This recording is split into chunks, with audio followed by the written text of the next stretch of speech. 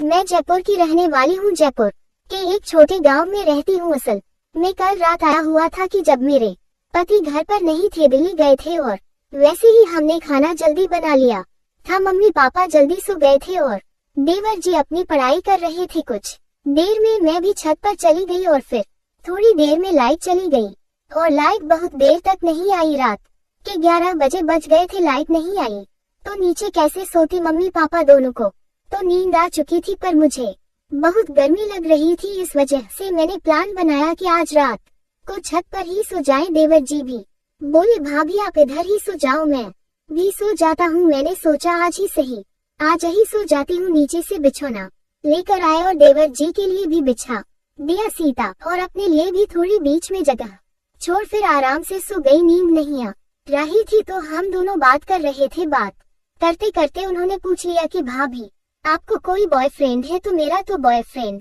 था, पर मैं उन्हें कैसे बताती है कि कोई मेरा बॉयफ्रेंड था। ये बात ऐसे थोड़ी बता दे आप रोज ससुराल में। पर मैंने भी पूछ लिया कि आपकी कोई गर्लफ्रेंड है? तो उन्होंने कहा हाँ है। तो मैंने उनसे पूछा कि आपने अपनी गर्लफ्रेंड के साथ क्या क्या किया? उन्होंने कहा कि मैंने अपनी गर्लफ्रेंड को किस किया है, गले लगाया है और जो भी चीजें होती है वह सब किया है। तुम्हें बोली वह सब चीजें क्या आपने संभोग किया उसके साथ? तो वह चुप हो गए। फिर मैंने पूछा क्या आपने अपनी गर्लफ्रेंड के साथ सेक्स किया है? उन्होंने बोला हाँ बस 2 बार किया है। वह मुझे सेक्स करने नहीं देती। मैं बोली क्यों नहीं करने देती? तो फिर मुझे बताने लगे असल में मेरा बहुत मोटा और लंबा है, इसलिए वह सह नहीं सकती है। आखिर कितना मोटा और लंबा है कि उसको दर्द होता है? मुझे तो कभी ऐसा दर्द नहीं हुआ। आपके भैया तो मुझे रोज डालते हैं, उनका भी हथियार बहुत मोटा है, पर मुझे तो कभी दर्द नहीं हुआ। तभी आसमान में बादल चमकने लगे और बारिश का मौसम होने लगा। पर दोस्तों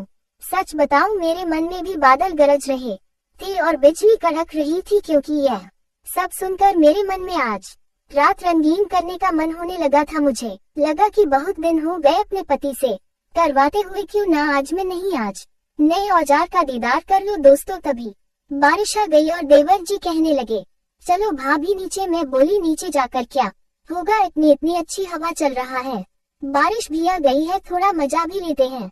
उसके बाद नीचे चले गए। तभी बारिश जोर जोर से होने लगी और मैम भीगने लगी, वह भी मेरे साथ ही भीगने लगे। उस दिन में ब्रा नहीं पहनी थी, जो नाइटी पहनी थी वह बड़ा ही सेक्सी था। जब बारिश से भीग रही थी तो मेरी नाइटी मेरे शरीर से चिपक गया था, पर लाइट जल रही थी उसमें मेरा पूरा शरीर सेक्सी दिखने लगा। देवर जी बार बार मेरे संतों को निहार रहे थे। मैं समझ गई आज इनको भी मैं पागल कर दूंगी, क्योंकि मैं खुद पागल हो चुकी थी। मेरी बड़ी बड़ी गोल गोल संतरे का आभार साफ साफ दिखाई दे रहा था।